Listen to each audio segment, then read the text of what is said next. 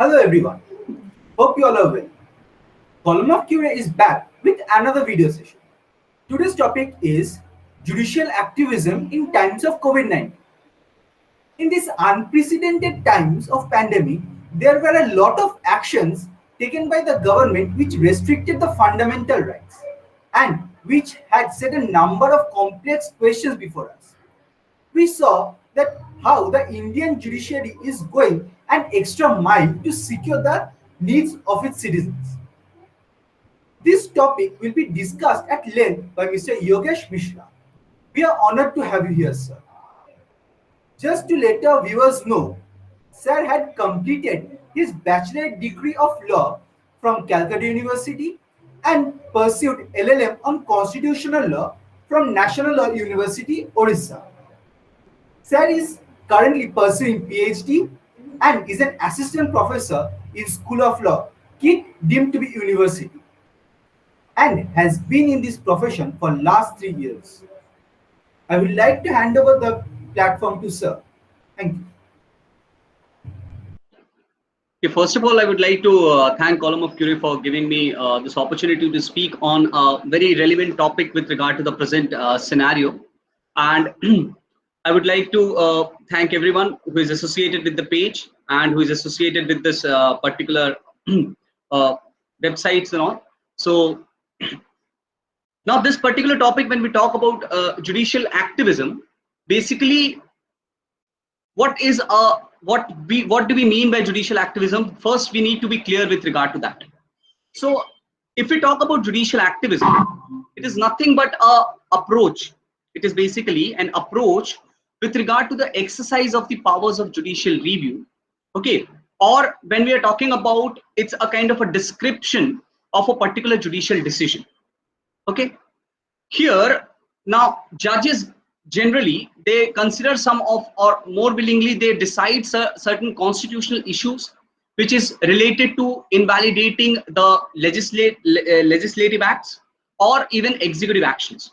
Okay, now when we talk about, there has been a debate over the proper role of judiciary when it comes to the from the past itself, and we know the concept of, if we just talk about the concept of judicial review, which has its origin from a very landmark judgment in from USA, that is Marbury versus Madison. And the phrase judicial activism, actually it appears in the year 1947 in an article which was written by junior author M. He is an American historian, in an article named Fortune. Okay, so he mentioned about the what actually is judicial activism and what actually judicial activism needs to achieve. Okay, so in judicial activism, basically the judges exercise their power in creating or basically introducing certain changes, which is mainly or majorly which deals with the area or circumscribing the area with regard to the protection of civil rights. Okay, coming to the Indian context, I'll just give a brief introduction about why in our country judicial activism or judicial review has been a very hot topic of discussion for all the time. Now we know the constitution of our country, which is the mother law, has guaranteed certain basic rights to the individual. And the part 3 of the constitution, it has basically enlisted those rights. Okay, but even if we talk about whatever the rights which is mentioned in part 3, they have been vehemently argued throughout the freedom struggle itself. So our constitution itself was born under the history of suppression and the struggle for freedom. Okay, like for example, if you look into the due process clause and whatever the discussion that took place in the Constituent Assembly, the constitution makers were not willing to adopt the same in Indian context because of whatever has been witnessed in USA. Because there they find that there were various beneficial legislations which have been struck down when it was challenged in the court. And we know that in our country, the social and economic need has also played a very important role. And after independence, which we can consider that our country was reborn in the year 1947, it was basically we have in our mind the past of destruction. Okay, and it was the history of partition has played a very important role in the whole constitutional development. Okay, now we can easily emancipate from our freedom struggle that there was not just a struggle for political transfer of power. We were not just struggling for the transfer of political power from the Britishers in our hand. Actually, it was a transfer, or there was simultaneously another struggle which was going on, that was a movement for social reform. Okay, so if we limit our understanding of our constitution just to the transfer of political power, that will not be justified.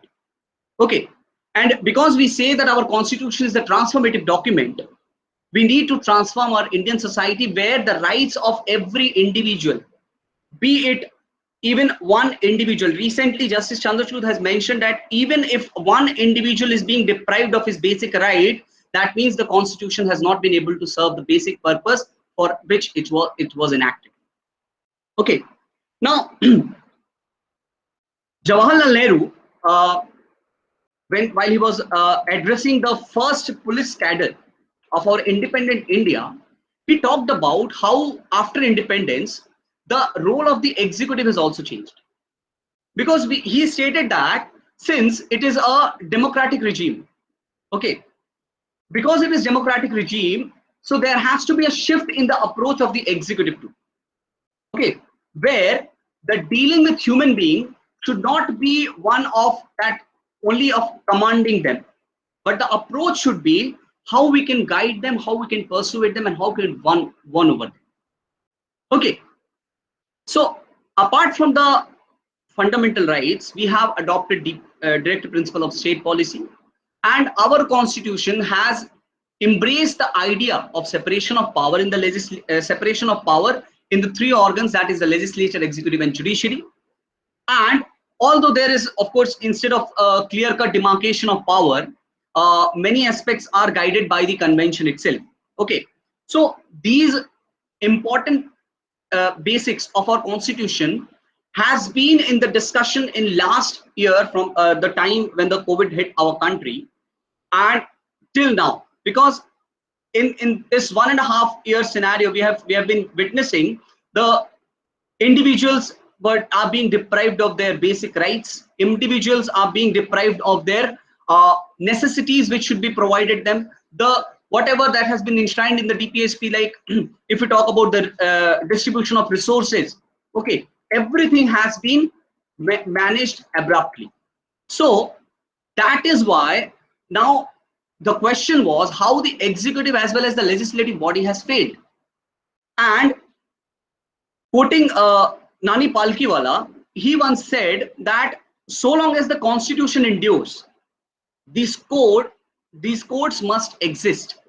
So he stated the importance of the court in our country because they decide the affairs controversy, they maintain the fundamental equilibrium of our society, and they are the agency of the sovereign people to expound the constitution and to ensure the mandates that are mentioned are respected. Okay, so this is how he established the importance of the court system in our country. Okay, now we all are in unprecedented times, and we have, by this COVID-19 pandemic, we have been posed to a never imagined challenge which has come before us. And not only the legal sector, every activity of the nation has been hampered. But when we talk about the legal world, the challenge becomes more grave, because we know that when we talk about access to justice is a fundamental aspect of rule of law. And if a justice is not accessible to all, if we talk about that the justice is not accessible to all, then what is going to happen? Then basically the establishment of rule of law is not possible. Okay, the individual fails to if the individual fails to reach the justice system because of whatever the reason may be, it may be the lack of basic necessities, illiteracy, poverty, discrimination, whatever the reason may be, it is actually the state which is failing to perform its obligation. Okay.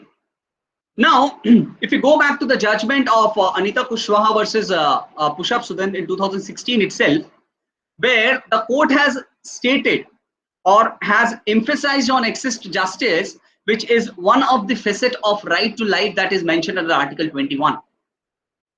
And it has been stated that apart from Article 21, it is a part of guarantee which is contained in Article 14 of the Constitution as well. Now, in this particular case, the bench has described that the state must be providing an effective adjudicatory mechanism. Okay. Now, this mechanism which is provided, that must be reasonably accessible, that the process of adjudication must be speedy, and the litigants' access to this adjudicatory process must be affordable. So until and unless the state is not able to ensure all these things, access to justice remains denied to the people. Okay. Now, in our constitution, as we know, that state is under prime responsibility. If we go to the preamble, if we read the preamble of our constitution itself, which ensures that the justice, liberty, equality, fraternity in the country. Okay. And when we talk about all these things, the responsibility is vested in the state. So it is the state which is under an obligation to protect the individual's freedom, to implement the directive principle of state policy. And just in order to restrain the state from escaping these responsibilities, the Indian Constitution has conferred this inherent power of reviewing the state action on the courts. So whatever the responsibilities that is vested on the state, whatever the obligations that is vested on the state by the court, by the constitution, sorry, in order to enforce those duties which is vested on the state, there is a reviewing body, that is court, which can review the state action and which can ask the state to perform whatever it is required to do by the constitution. Okay. Now, when we talk about judicial activism, it happens when the court has the power to review the state action. Okay. Under Article 13, which is basically the judicial review article of our constitution, if we read that article along with Article 32 and along with Article 226 of the Indian Constitution, then the power of judicial review is given to the higher judiciary, in which they can declare any legislative, any executive, or any administrative action as void if it is in contravention to the constitution. And we know, I'll cite the one of the landmark judgment of L. Chandrakumar, which was delivered in 1997, where the judicial review has been stated to be of one of the basic structure of Indian Constitution. Along with that, one of the most important constitutional provision which has actually given extraordinary power in the hands of the Supreme Court is Article 142 of the Indian Constitution. Now, this article, this provision, it empowers the Supreme Court to pass a suitable decree or order for doing complete justice for whatever the matter which is pending before it. Okay, so we know that despite the fact that the lawmaking power in India, it is vested in the parliament only. Okay, but by exercising the power under 142, the Supreme Court is able to legislate for certain purpose. Okay, so this provision is responsible for judicial legislation in India. But yes, of course, because we have already a body which is the legislature, the judicial legislation can be done only when there is a vacuum in law on the concerned subject matter. Okay. and whatever the direction or whatever the rules which is issued by the Supreme Court under Article 142, they will remain only in force until the Parliament makes a proper legislation in that particular subject. So as soon as the Parliament make that particular legislation on that particular subject, the rule or whatever the guidelines that has been made by the Supreme Court will not be effective. So by this we can state that the court understands the fact that appropriate lawmaking body is the Parliament only, and for the Parliament has more resource than the Supreme Court to pass the legislation on the subject matter itself. One of the very famous case, that is Visakhapatnam versus State of Rajasthan, is one of the example where the Supreme Court has basically, in the absence of enacted law, they have provided an effective enforcement of the basic human rights of gender equality. So wherever there is a vacuum, the Supreme Court can come into play and can act as a legislature also. Okay. Now, the court recently, it has been witnessed in 1.5 years, or it is witnessed, of course, from the very beginning. But recently, because we are discussing about the COVID-19 scenario, we know that there has been a court is resorting to suo motu route to take up the issues which are of public concern and which are actually related to the rights of the citizens or the individuals. Okay. Now, anytime when the judiciary try to take a suo motu action, or when the judiciary tries to exercises the judicial activism, it also raises some sort of controversy. But when the executive branch of the state, when they fail or they have maintained an indifferent attitude or insensitive approach towards the problem that is being faced by the public, then if at that particular time, imagine the executive and the legislature are not coming to are not coming to protect or guarantee to the individual the rights. If the court at that particular time refuses to intervene, then what is going to happen when it comes to the citizens' right? So we citizens will be left nowhere. So at that particular time, it is the court which is our last resort, where we can approach and we can get our rights recognized, and where we can ask from the state to perform certain acts. And that we have witnessed. That I will be discussing coming in some time. Okay. So, if you don't mind, I would like to ask a question. Yes, sure. You have beautifully explained of the judicial activism and how it has, and its history and all. So now there have been a lot of High Court judgments as well as Supreme Court judgment where they step in the COVID crisis. Now, it would be very kind of you if you could please elucidate about the dichotomy of orders which has been passed by the High Court and the Supreme Court, and how this has shaped in the process of judicial activism. Okay, sure. Now see, recently, of course, when we talk about, we have seen a different kind of approach which has been seen by the High Court towards the same issue and by the Supreme Court towards the same issue. Okay, and at last, Supreme Court have stated that it cannot remain a mute spectator. Okay, when the nation is facing a calamity, the Supreme Court can just not be a mute spectator. But the apex court have also stated that they are not going to intervene into the working or whatever the work which is being done by the various high court across the country with regard to monitoring and managing the life-saving COVID-19 management. Okay, they're not going to intervene in that, but yes, they will also not keep quiet when it comes to the matter which is concerning the COVID-19 management. Okay, now while taking up the matter, the bench has basically charged upon the center and the state and also the other authorities on whom the responsibility of COVID management has been given. Okay, now be it this was of course a suo motu hearing which was called for when it comes to redistribution of the essential supplies and services during the COVID-19.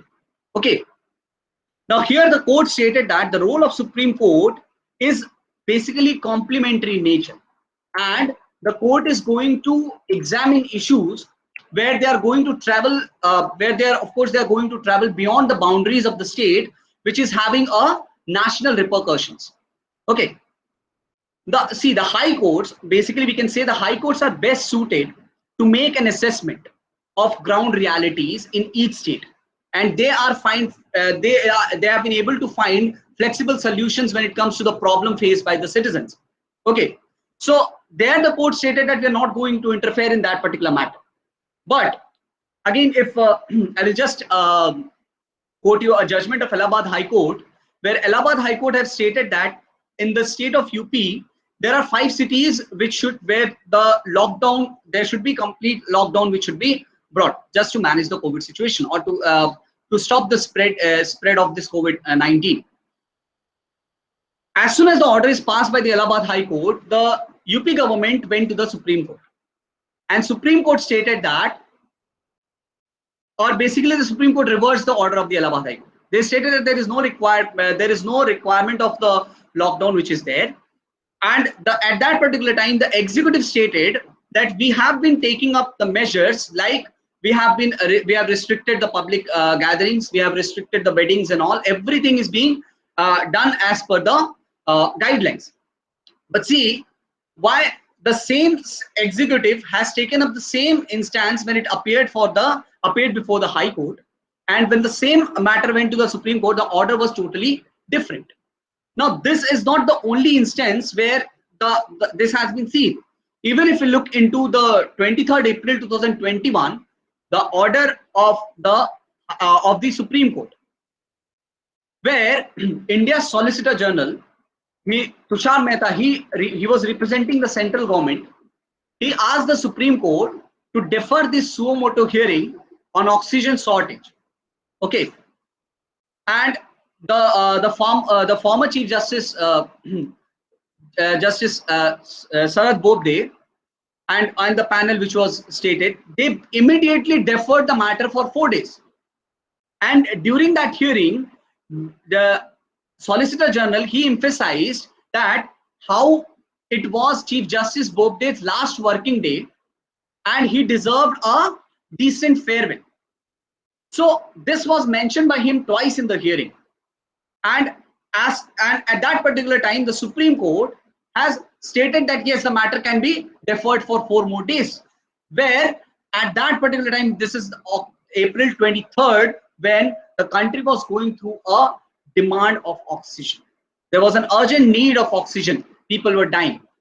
And just if you look at the instance 2 days back, when the same thing was brought before the Delhi High Court, same Tushar Mehta, he stated that, or he at least mentioned 6 times, he made the request before the bench to defer that particular matter. Then the Delhi High Court shown an urgency, and they refused to defer the orders of Mehta. Okay, now this is a contrasting manner in which this is an example where we can see the contrast in the manner in which the Supreme Court and High Court has approached the pandemic. Okay, and since last year itself, April 2020 itself, there has been at least 20 high courts have held that either state government or the central government, even recently the Election Commission was held responsible or accountable for the worst COVID-19 pandemic. Now, in this particular, now second wave was, it is considered as more severe than the first wave because of the death rate. Okay, but then also the high courts have played a very prominent role, or their approach has been very much different as compared to the Supreme Court. Now, if we look into the matter which was very much the talk of the town last year, that is the estimated 10 million migrant workers. After the government imposed excuse me, a national lockdown within 4 hours notice. Okay, and there was various petitions which were filed in the Supreme Court to provide the basic amenities because the people were traveling on the because people have they were on the streets, they were migrating towards their house. Okay, then when the Supreme Court, the court accepted the Solicitor General submission, where he stated that there were not any migrants on the street. It was clearly denied in the court, and the court accepted the same. But the same court, when the matter went up, when the matter came in May for the migrants on road, the Supreme Court stated that how can we stop them from walking? Whereas, if you see, the High Court acted differently over this particular period. If you look into the orders that were passed by Odisha High Court, if you look into the orders that were passed by the Andhra Pradesh High Courts, where they issued a direction to provide basic food, shelter to the migrants. And even Madras High Court went on to criticize the government's handling of the issue and how they were managing that particular situation. Okay, now this dichotomy can also be made apparent in a case when it comes to the waiver of railway fare. I hope you all must have been when you have been come across when the issue was with regard to railway fare, which was to be paid by the migrants worker, because the Supreme Court initially refused. Okay, they stated that no, the migrants will have to pay the railway fare, but they, after 3 weeks, 3 weeks later, they basically overturned their own order. Now, in that particular time, the Karnataka High Court, the Gujarat High Court, they have already asked the government to bear the cost of the travel.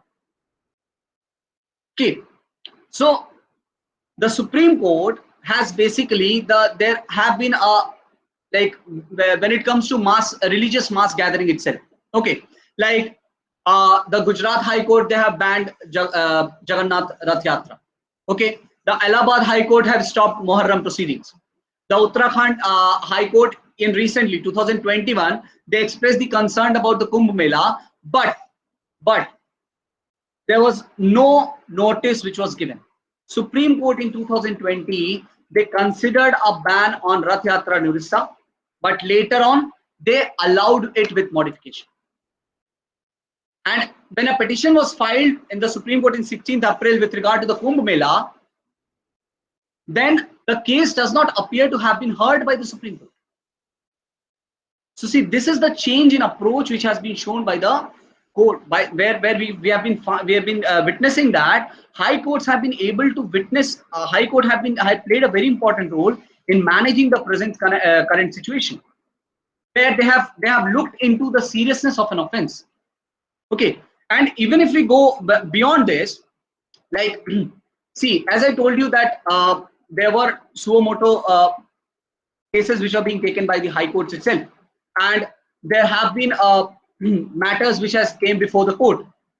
Earlier last year, the main issue was with regard to migrant workers. Then again, it was with regard to loan moratorium. Okay. Similarly, if we look into the Supreme Court judgment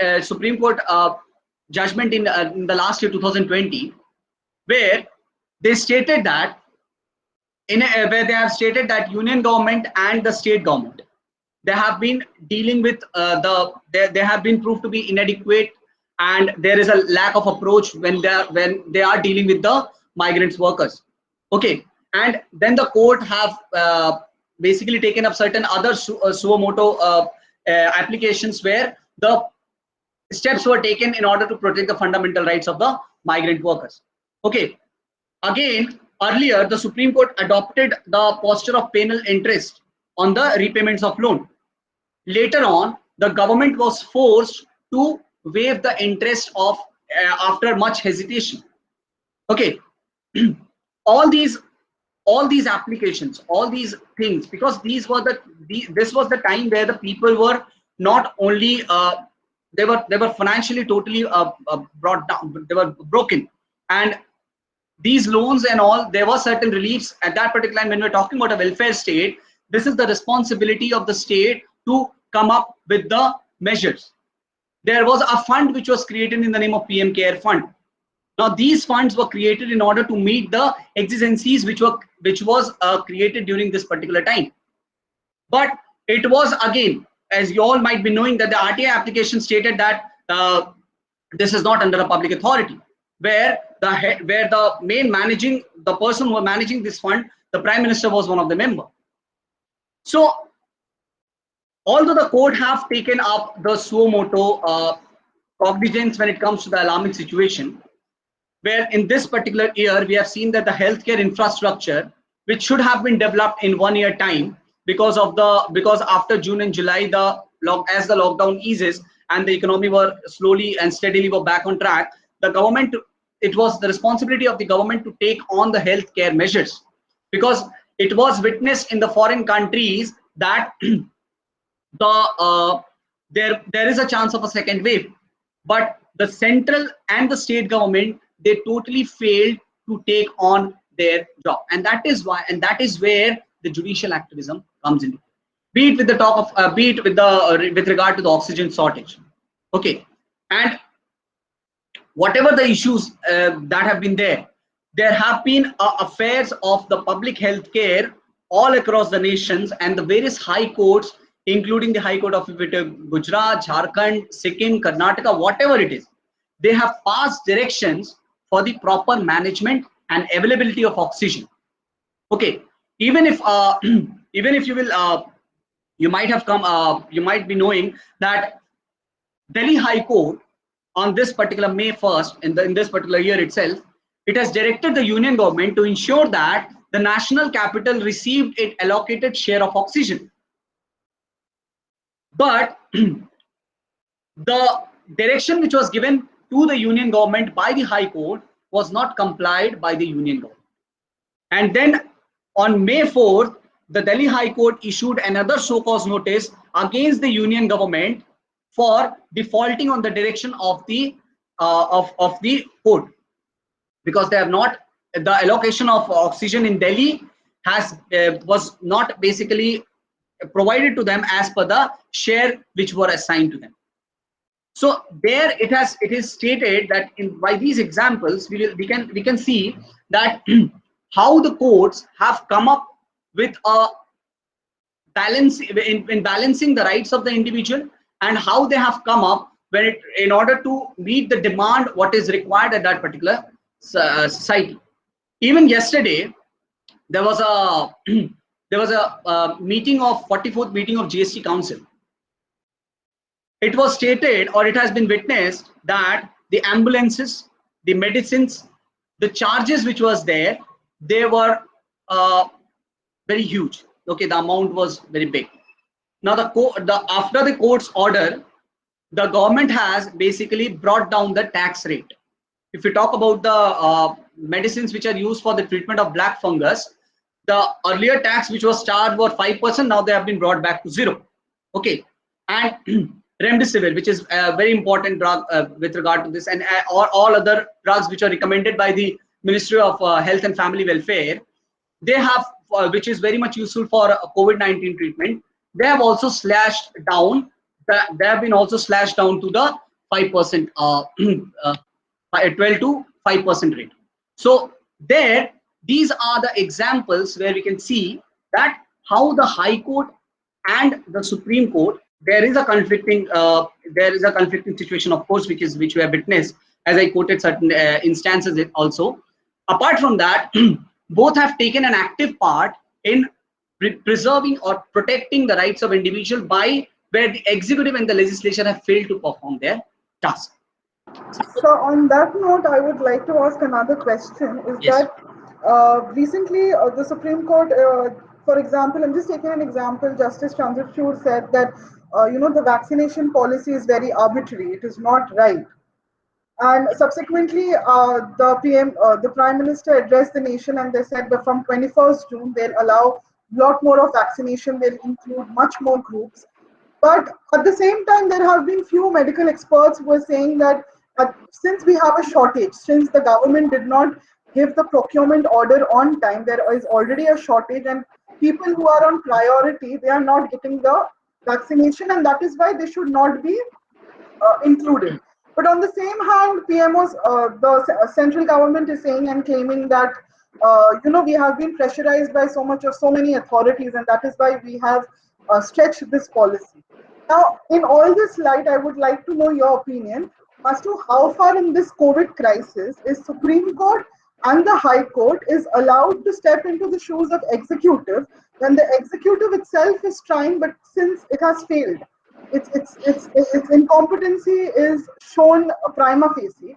So how far you think the High Court and the Supreme Court is competent to step into the shoes of the executive? Okay. See,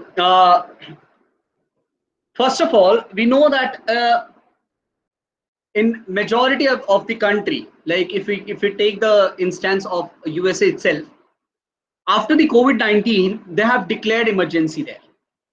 Okay.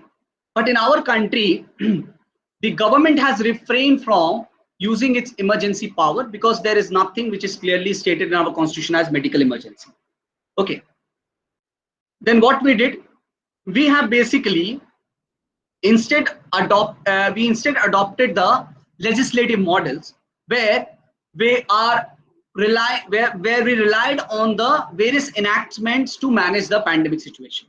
Okay.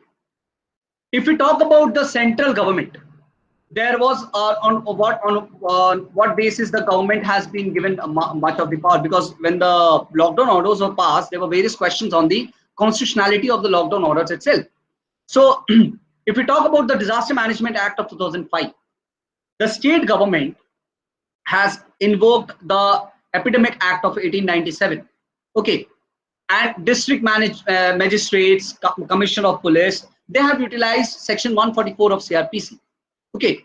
And foremost was the institution of the lockdown orders, which was initiated and maintained through the executive decrees, which was issued by the authorities. Okay.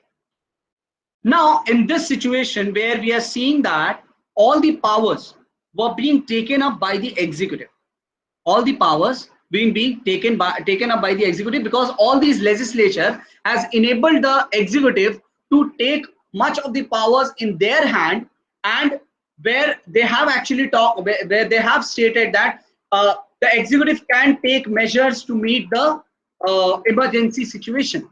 So there they have been vested with a broad discretionary power, which these enactments have conferred upon them. And keeping in mind, there was various, the government has introduced a series of measures which has basically raised concern with regard to violation of first generation as well as second generation rights. Now, when we talk about the first generation civil rights, or the civil first generation rights, they are basically the civil and the political rights. And they basically require the state to refrain from acting in a manner which infringes them. Okay. Now, if we look into the second type of right, now basically the first generation right, sorry, I'll continue this. The first generation right includes the right to life, livelihood, freedom of expression, privacy. All these have they have potentially impacted during the pandemic. So these are the rights which are basically impacted during the pandemic. The second generation right, which is basically the economic and social right, they are considered as one of the positive right because they require the state to undertake some action to fulfill them. Okay. Now, if we look into the instances which our nation has witnessed, the state has failed to look or to protect the first generation right as well as the second generation right itself. Now, when it comes to right to healthcare, it becomes a significant second generation right in the present context. And there is some consensus that the lockdown and the manner in which it is implemented, it has violated the citizens' right to health, right to food, shelter, livelihood, equality, and non-discrimination in various matters. So, if see, although we have the separation of power context in our separation of power in our country, but do we follow the separation of power in the stricter sense? The answer is no. And we know that in any case, when the executive is taking up the powers in its hand, where a vast amount of discretionary power is vested in the hand of the executive, so they are supposed to act in a manner which is going to be beneficial for the citizens. But the pandemic has, and we know that this pandemic is an era where the executive is the ruling authority, and executive has basically employed what is termed as the question back crisis form of government. An emergency has not been declared, but this is a emergency like situation where the government has been put in a place, the primary purpose of which was to with regard to maintain the crisis, manage the crisis, sorry, and also to ensure that there is a quick return to the normal democratic and constitutional process. But rather than, if we look into the the task of the executive, what the executive have been doing, like I told you, they have been, when the time was allotted to them, when the time has been given to them to manage the healthcare system, they have not been able to, they have not done that. Even the orders where the executive should have stepped in with regard to the elections which happened in the last month, in the month of April, in 5 states, along with that the Kumbh Mela, all these are the areas where it is the responsibility of this executive to step in and protect them and protect this spread of this particular thing. But when the executive is failing, then of course, as I told you, that when the legislature and executive are not coming to the rescue of the people, then we are left with the Supreme Court and the High Court only. So that is the only remedy which is left in the hands of the people, is that we are going to approach the Supreme Court. So whatever the instances that we have witnessed, where the executive has totally failed, and in the light of separation of power, if we talk, although we have recognized, but separation of power is not being followed in that strict sense. So of course, the judiciary has to step in the shoes of the executive to order, at least to guide executive, that no, this is what you're supposed to do and you have failed to do. So at least they are becoming accountable, and this accountability is required when it comes to discretionary power, because we know that ultimately it is the rule of law which is to be upheld, and the rule of law is interconnected with the separation of power. It is interconnected with the life, with the freedom of the individual, with the rights of the individual. So when the state is failing to do that, then of course the Supreme Court or the High Court, they have to come in, they have to take up the measures in at least to retain, because the Supreme Court is a guardian of the Constitution. So in order to protect the constitutional mandate, in order to establish whatever has been written in the Constitution, the court of course had to come into play or come into rescue. Thank you, sir, for your beautiful answer. I know it's time, but I would just ask you one last question. That is, can you just please enlighten what is the role of the expert committee which has been constituted in the Supreme Court in fighting COVID? Okay. Now, see, recently, from the last year itself, but last year, whatever the committee that was recommended, the approach was very much different. Recently, the Supreme Court has stated that in COVID-19 patients at different hospitals in national capitals and other states, whatever the mainstream media has presented before us, there was an issue of a direction with regard to the which was given by the Supreme Court, in order to monitor, in order to maintain a continuous supervision as to how the COVID-19 dedicated hospitals, or the hospitals or other hospitals which are taking care of COVID-19 management, they are working. Okay. Now, in the last year, we have seen that the Union Ministry was ordered by the court itself. Last year, the court has ordered the Union Ministry of Health and Family Welfare to constitute some sort of expert committees.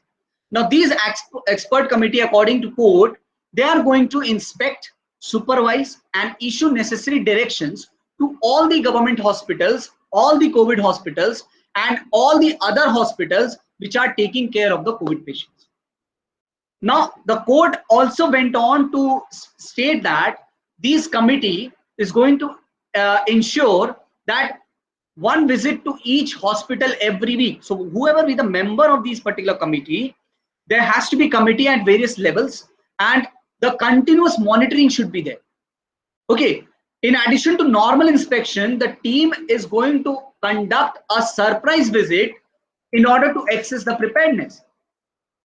Okay. So of course, these committees are involved just to create a sense of responsibilities in the hospital also, that they cannot work on their own or as per their will. They cannot, because we have seen various case of medical negligence that were coming up in the last year.